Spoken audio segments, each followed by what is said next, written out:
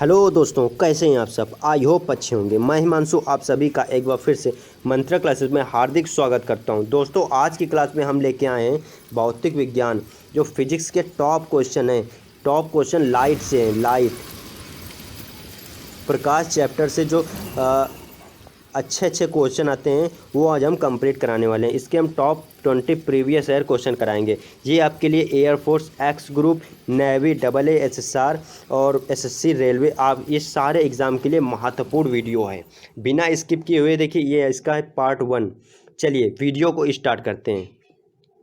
Question number 1 दिया है, प्रकाशिकी फाइबर किस सिद्धांत पर कार्य करता है। प्रकाशिकी फाइबर है, ये किस सिद्धांत पर कार्य करता है। दोस्तों, यदि आप प्रकाशिकी फाइबर नहीं जानते हैं तो ये देख लीजिए, ये है प्रकाशिकी फाइबर। ये प्रकाशिकी फाइबर है, इसे हम प्रकाशिकी फाइबर बोलते हैं।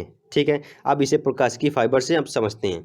प्रकाशिकी फाइबर किस सिद्धांत पर कार्य करता है। यस, इसका राइट ऑप्शन पूर्ण आंतरिक परावर्तन। पूर्ण आंतरिक परावर्तन से के देखिए, अब जब ये जो इसके करने के लिए पूर्ण आंतरिक परावर्तन होने के लिए क्या इसकी प्रॉपर्टी है, वो है, देखिए, जब इसके पूरा प्रकाश जाना चाहिए तो वो देखो एक वो जाना चाहिए सघन से विरल। क्या है, सघन से विरल की ओर जाना चाहिए। सघन से विरल की ओर जाना चाहिए, तभी ये पूर्ण आंतरिक परावर्तन हो पाएगा। से विरल, सघन से विरल की ओर जाना चाहिए, तभी ये पूर्ण आंतरिक परावर्तन हो पाएगा। अब ये देखिए, ये सघन है, ये विरल है, तो इससे पूर्ण आंतरिक परावर्तन हो रहा है। तो इस प्रकार का ये जो होता है प्रकाशिकी फाइबर, ये बनता है। ये पूर्ण आंतरिक परावर्तन होके ही ये देखो रिफ्लेक्ट हो रहा है। क्लियर है। चलिए क्वेश्चन नंबर 2 में चलते हैं।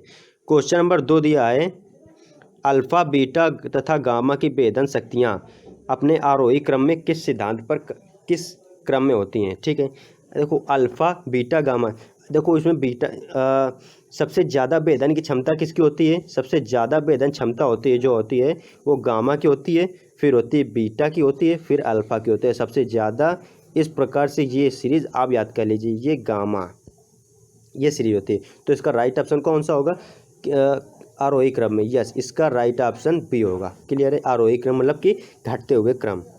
क्लियर है। चलिए नेक्स्ट क्वेश्चन करते हैं। क्वेश्चन नंबर 2, मोटर कारों में हेडलाइट की चौंध को हटाने के लिए क्या प्रयोग किया जाता है। यस, पोलराइड को प्रयोग किया जाता है। ये एक प्रकार का महंगा होता है, इसलिए हम जब हम पोलराइड हेलमेट या पोलराइड चश्मा लेते हैं तो हमें महंगा पड़ता है, इसलिए हम पोलराइड चश्मा जल्दी सब लोग नहीं ले सकता है, वो बहुत ही कॉस्टली हो जाते हैं।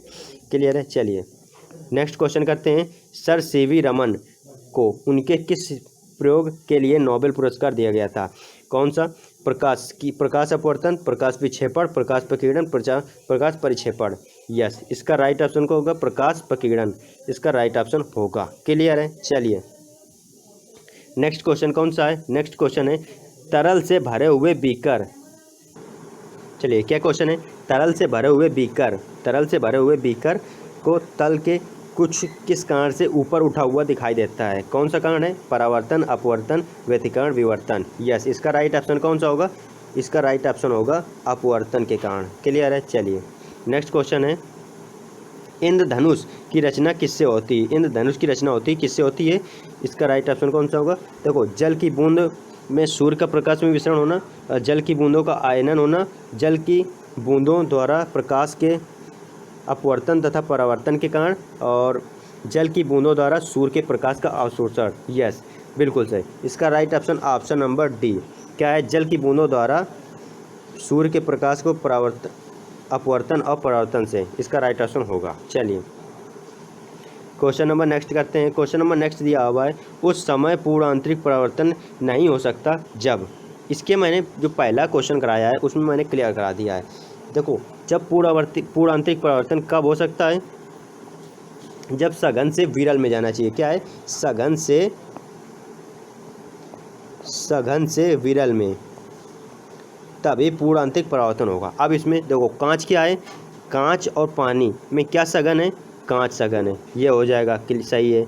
पानी से कांच, ये गलत है, ये इसका राइट ऑप्शन होगा। देखो, पानी से वायु, इसमें जो पानी है वो सघन है। कांच से वायु, इसमें जो ज़्यादा, दोनों में जो ज़्यादा घना होगा, जो सघन होगा, उसे ही हम सघन कह देते हैं। तो इससे पानी विरल है और कांच में सघन है, तो इसका ये राइट ऑप्शन हो जाएगा। क्लियर है? चलिए नेक्स्ट क्वेश्चन करते हैं। नेक्स्ट क्वेश्चन आपका बहुत ही इंपॉर्टेंट क्वेश्चन है, ऑप्टिकल फाइबर। पहला क्वेश्चन जिस प्रकार से दिया गया था उसी को मैंने नेक्स्ट रूप में दे दिया है। ऑप्टिकल फाइबर किस सिद्धांत पर कार्य करता है? ऑप्टिकल फाइबर का आविष्कार किसने किया? ऑप्टिकल फाइबर का आविष्कार किसने किया? वो है नरेंद्र कपानी ने। क्लियर है? नरेंद्र कपानी ने इस सिद्धांत पर कार्य किया था, इसका आविष्कार किया था। चलिए नेक्स्ट क्वेश्चन दिया है, प्रकाश आकसीकरण प्रक्रिया शुरू की जाती है। प्रकाश की जो आकर्षीकरण प्रक्रिया है वो किसके शुरू की जाती है? प्रकाश द्वारा वह आकसीकरण प्रक्रिया शुरू की जाती है। चलिए क्वेश्चन नंबर नेक्स्ट करते हैं। आजकल सड़कों पर लगे रोशनी के लिए प्रायः पीले लैंप का प्रयोग किया जाता है। उन लैंपों में निम्न में से किस गैस का प्रयोग किया जाता है? Sodium, neon, hydrogen, nitrogen. Yes, इसका राइट आंसर हमें कमेंट करके जल्दी बता दीजिए। यस, बिल्कुल सही इसका राइट ऑप्शन नियॉन इसका राइट ऑप्शन होगा। चलिए नेक्स्ट क्वेश्चन है, आवर्धक लेंस में वास्तव में क्या होता है? आवर्धक लेंस वास्तव में क्या होता है? दोस्तों इसका जो राइट ऑप्शन है उसको आपको हमें कमेंट में करके बताना है। कौन सा? इसका राइट ऑप्शन आवर्धक लेंस वास्तव में क्या होता है? समतल अवतल लेंस, अवतल लेंस, उत्तल लेंस, बेलनाकार लेंस। यस, इसका राइट ऑप्शन कौन सा होगा? हमें आंसर कमेंट बॉक्स में कर देना, जिसका भी राइट ऑप्शन होगा वो हम पिन कर देंगे। ठीक है, चलिए नेक्स्ट क्वेश्चन करते हैं। नेक्स्ट क्वेश्चन दिया है, अवतल लेंस से हमेशा निम्न में से कौन सा प्रतिबिंब बनता है? अवतल लेंस से निम्न में से कौन सा प्रतिबिंब बनता है? यस, इसका राइट ऑप्शन कौन सा होगा? अवतल लेंस से कौन सा? यस, इसका आभासी और सीधा, हमेशा आभासी और सीधा बनता है। क्लियर है?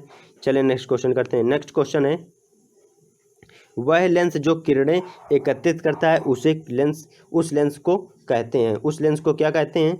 देखो, किरणों को एकत्रित करता है, इस प्रकार से किरणों को एकत्रित करता है, उसे कहते हैं अभिसारी।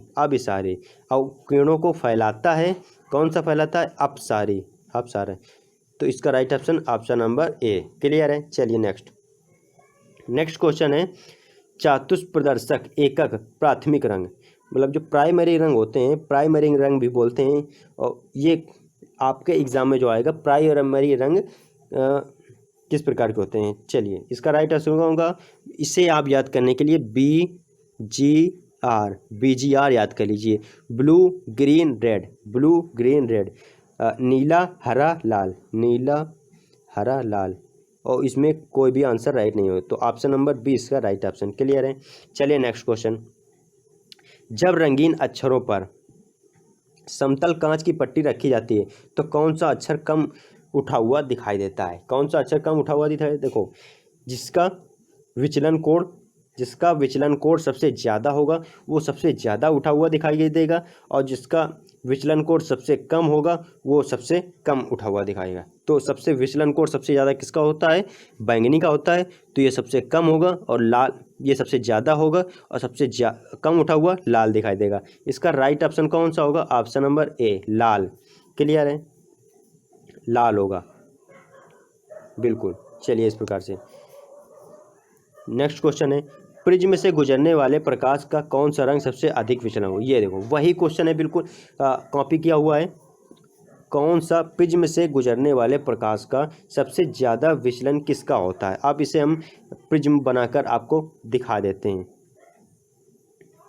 प्रिज्म होता है इस प्रकार से, जब प्रकाश आता है किसी स्रोत से तो यहाँ पर प्रकाश एक आता है, उससे ये यहाँ पर आता है, ये 7 रंगों में विभक्त हो जाता है। 7 रंगों कौन कौन से होते हैं?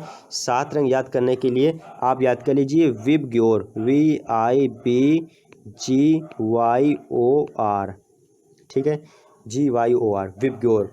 Violet, indigo, blue, green, yellow, orange, red, ठीक है, ये रंग है। ये इस प्रकार से रखते हैं, VIB नीचे से ऊपर की ओर रखते हैं, नीचे से ऊपर की ओर, VIBGYOR नीचे रखते हैं। क्लियर है? तो इसका सबसे जो विचलन सबसे ज़्यादा किसका हुआ है?